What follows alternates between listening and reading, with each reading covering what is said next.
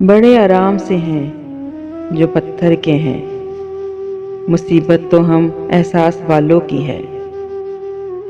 उन्हीं एहसास वाले लोगों की महफिल है ये, जिसका उन्वान तुम याद आते हो। पेश खिदमत है। मेरी काविश अगर अच्छी लगे, हौसला अफजाई के लिए लाइक, सब्सक्राइब और शेयर कीजिए। शुक्रिया। तंग आ चुके हैं कशमकश जिंदगी से हम।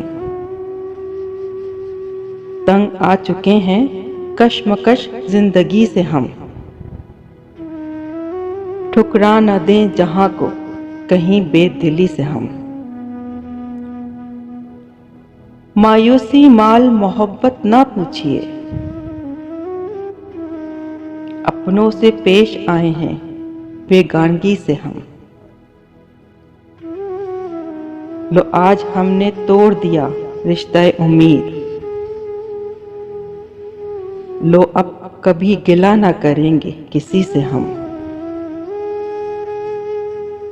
उभरेंगे एक बार अभी दिल के वलवले, गोदब गए हैं बारे गम जिंदगी से हम। गर जिंदगी में मिल गए फिर इत्तेफाक से, पूछेंगे अपना हाल तेरी बेबसी से हम। अल्लाह रे फरेब मशियत के आज तक दुनिया के जुल्म सहते रहे खामोशी से हम। दुनिया के जुल्म सहते रहे खामोशी से हम। तंग आ चुके हैं कशमकश जिंदगी से हम। ठुकरा न दें जहां को कहीं बेदिली से हम।